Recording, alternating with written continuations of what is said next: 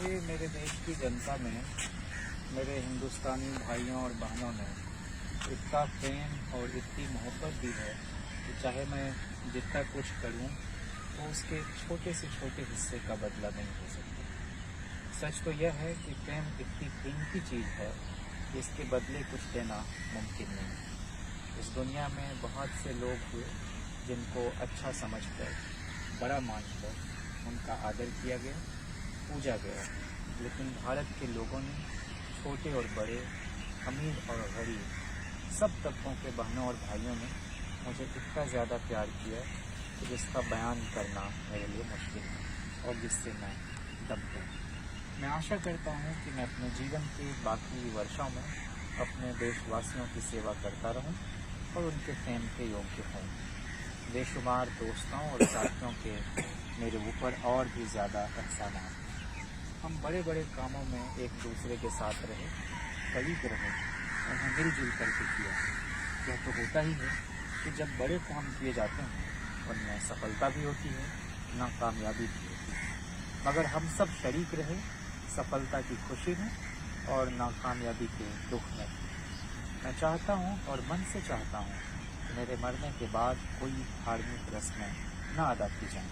मैं ऐसी बातों को मानता नहीं हूँ और सिर्फ रस्म समझकर इनमें बंध जाना धोखे में पड़ना मानता हूँ। जब मैं मर जाऊँ तो मेरी इच्छा है कि मेरा दाह संस्कार कर दिया जाए। अगर विदेश में मरूँ तो मेरे शरीर को वहीं जला दिया जाए और मेरी अस्थियाँ इलाहाबाद भेज दी जाए। इनमें से मुट्ठी भर गंगा में डाल दी जाए और उनके बड़े हिस्से के साथ क्या किया जाए मैं आगे बता रहा हूँ। इनका कुछ भी हिस्सा किसी हालत में बचाकर न रखा जाए। गंगा में अस्थियों का कुछ हिस्सा डलवाने की इच्छा के पीछे जहाँ तक मेरा ताल्लुक है कोई धार्मिक ख्याल नहीं। इस बारे में मेरी कोई धार्मिक भावना नहीं है।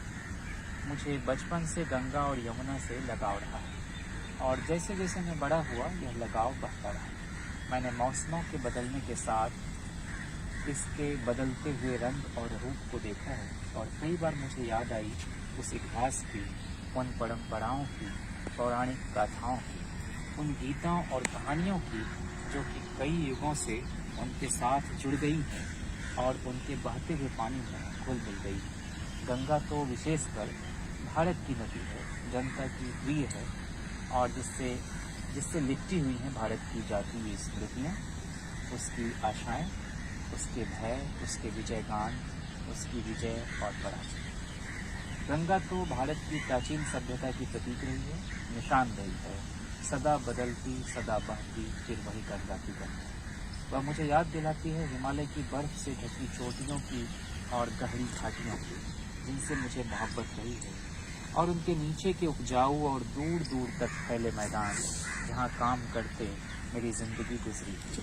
मैंने सुबह की रोशनी में गंगा को मुस्कराते, उछलते कूदते देखा है और देखा है शाम के साये में उदास काली सी चादर ओढ़े हुए भेद भरी जाड़ों में सिमटी सी आहिस्ते आहिस्ते बहती सुंदर धारा और बरसात में दहाड़ती गरजती हुई समुद्र की तरह चौड़ा सीना लिए और सागर को बर्बाद करने की शक्ति लिए। यही गंगा मेरे लिए निशानी है और भारत की प्राचीनता की, यादगार की, जो बहती आई है वर्तमान तक और बहती चली जा रही है भविष्य के महासागर की।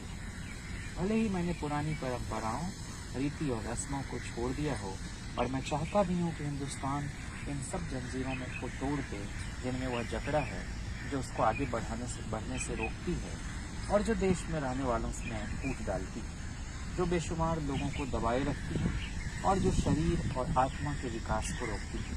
चाहे यह सब मैं चाहता हूँ, फिर भी मैं यह नहीं चाहता कि मैं अपने को इन पुरानी बातों से बिल्कुल अलग कर लूँ। मुझे फक्र है इस शानदार उत्तराधिकार का, इस विरासत का जो हमारी रही है और हमारी है। और मुझे यह भी अच्छी तरह से मालूम है कि मैं भी हम सबों की तरह इस जंजीर की एक कड़ी हूँ जो कि कभी नहीं और कहीं नहीं टूटी है और जिसका सिलसिला हिंदुस्तान के अतीत इतिहास के आरंभ से चला आता है। यह सिलसिला मैं कभी नहीं तोड़ सकता क्योंकि मैं उसकी बेहद कदर करता हूँ। और इससे मुझे प्रेरणा, हिम्मत और हौसला मिलता है। मेरी इस आकांक्षा की पुष्टि के लिए और भारत की संस्कृति को श्रद्धांजलि भेंट करने के लिए मैं यह दरख्वास्त करता हूँ कि मेरी भस्म की एक मुट्ठी इलाहाबाद के पास गंगा में डाल दी जाए, जिससे कि वह उस महासागर में पहुँचे जो हिंदुस्तान को घेरे हुए। मेरी भस्म के बाकी हिस्से का क्या किया जाए? मैं चाहता हूँ कि इसे हवाई जहाज़ में ऊंचाई पर ले जाकर बिखेर दिया जाए उन खेतों पर जहाँ भारत के किसान मेहनत करते हैं, ताकि भारत की मिट्टी में मिल जाए और उसी का अंग बन जाए। जवाहरलाल नेहरू, 30 जून 1954। चलो उधर धूप है।